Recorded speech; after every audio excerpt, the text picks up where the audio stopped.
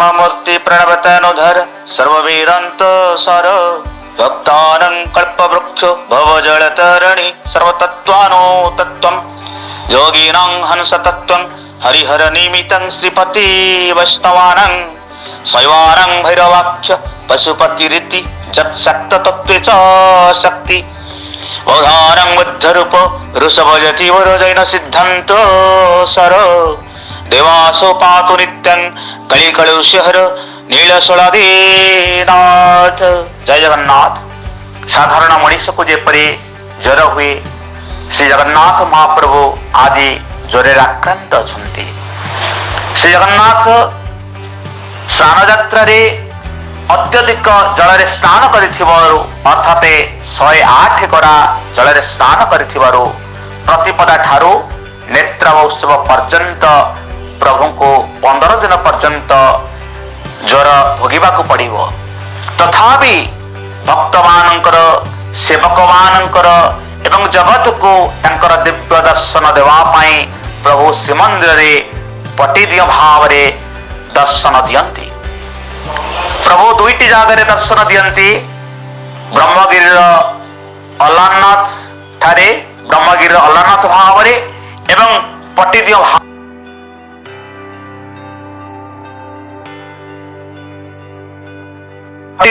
रे आपण देखि पारुछंती श्रीवत्सखंड साल श्री जगन्नाथ मंदिर एवं जगन्नाथंकर आमे जेतबे सबुदिन पतित पावन दर्शन करो आदि प्रभु पतित पावन को पावन करवा पाई प्रभु आज दर्शन दौसंती महानारायण भाव रे।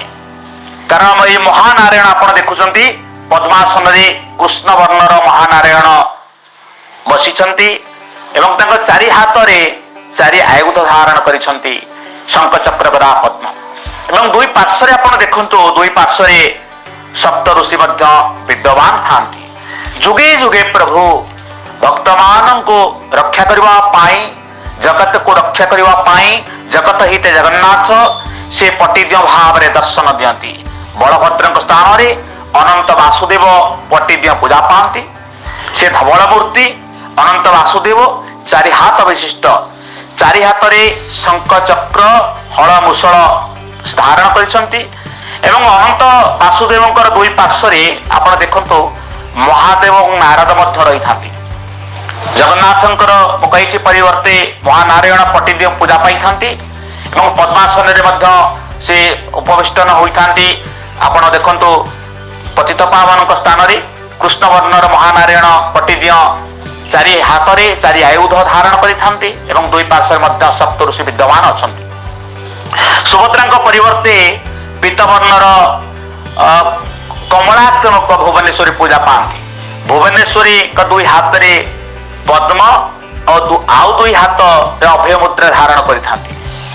भुवनेश्वरी उभय पार्श्व रे गंगा जमुना मध्य रही थानी जोड़ हस्त रे एभली भाव रे प्रभु जगत को जगत हिते जगन्नाथ जगतर मंगल करवा पाई से अनवसर लीला आरंभ करिसंती।